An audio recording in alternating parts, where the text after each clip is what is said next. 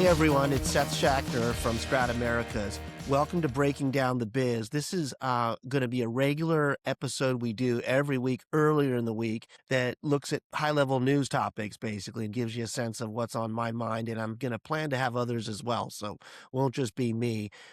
It'll be a precursor to a regular weekly episode we do that's a fuller-length podcast discussion with guests. So hope you can join us for both, and I hope you like this one as well.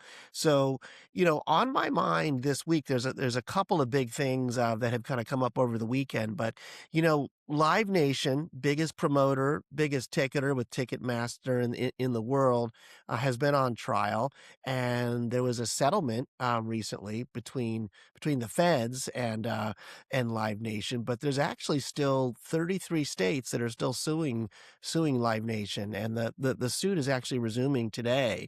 These states, including the one I'm in, California, as well as in New York, are, alleging monopoly, that Live Nation engaged in monopolistic behavior, basically. And there's a ton of stuff around this. Everyone from artists to consumers to politicians have been following it and weighing in on it. But it's been very interesting just over the last few days. Some of the defense witnesses that have come onto the stand that Live Nation has called in D.C.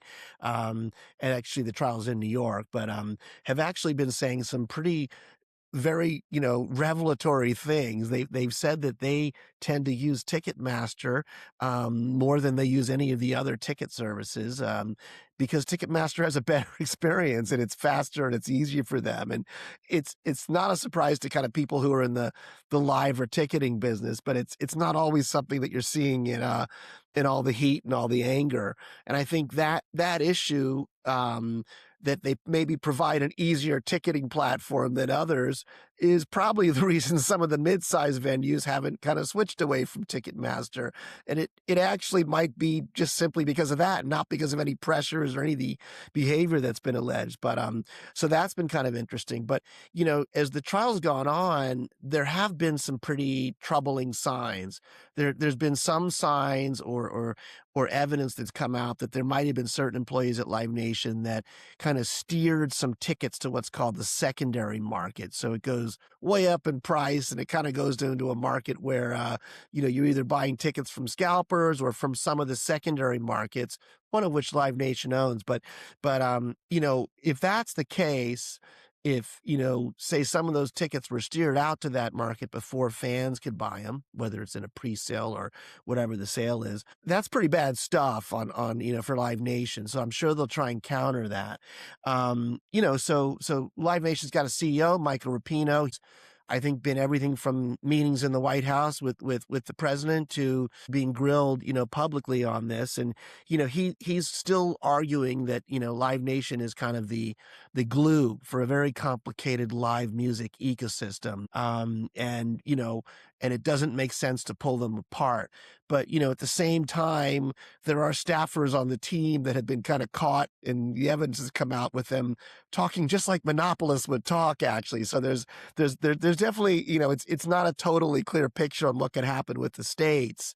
So you never really know. I mean, it may turn out that they have some trouble there, but we'll watch that. The other thing I'm seeing in this case, is that artists now are kind of getting a sense that there isn't one kind of bad guy in the situation, that it's not just about Live Nation and Ticketmaster sticking it to everyone, that there are things like social media algorithms that play a very, very big role. Even things like AI are as well. And there's a lot of pressures just facing the industry in general. So, the market's complicated, and I think some artists are starting to realize that. I think that's actually a really good thing.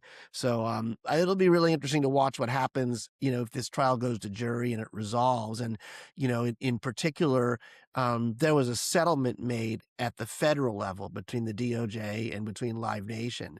And one of the big things it did was to reduce the exclusivities around ticketing services and venues. So what venue uses what ticketer for which artist and concert comes in. And, it'll be interesting to see if anything happens at the state level, whether it's a jury decision or a settlement. and if it's different than what happened at the federal level, if it just mirrors that as well. So I'm personally, like still a pretty big believer that the biggest problems here in what's called the secondary market with scalpers and with bots. And I think any of us who buy concert tickets have had those frustrating experiences. And yeah, I'm kind of hopeful at the state level they settle things in a way that actually helps consumers.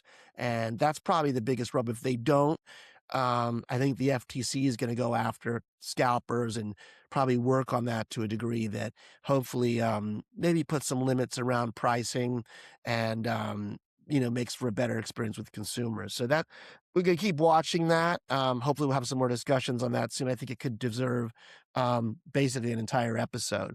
The other thing that I'm watching, there was a very big set of social media trials that had verdicts just before the Easter holiday.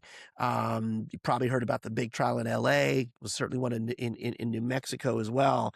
And they're both kind of looking at slightly different things. But I think the big thing, Meta was found guilty actually in these trials. And I think I'm sure they'll fight it. But to me, then there's a ton of, cases still pending. These legal cases will probably build on each other, and they could be setting some, very, very troubling benchmarks if you're a social media network, things that could potentially wind up disrupting their business, basically. The trial here in LA actually looked at how Meta was structured, and if it was built with bad intent. It wasn't looking at the content inside of it.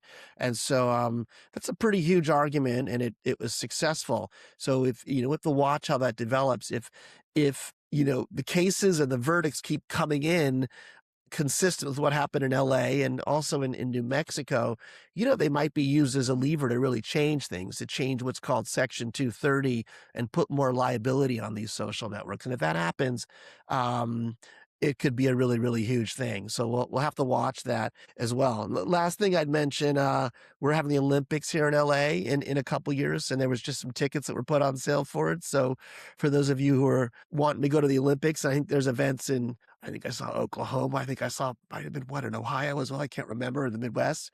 There's so many events that are on sale. It was almost like overwhelming to buy tickets. I took one look at the pre-sales and kind of threw up my arms. I haven't even bought tickets yet. So a lot of mixed signals out there. So anyway, that's what's on my mind this week. Hope you'll tune in later in the week. Thursday, we're going to have a brand new episode of Breaking Down the Biz. So check it out. If you like us, please hit subscribe. Thanks for listening, everyone.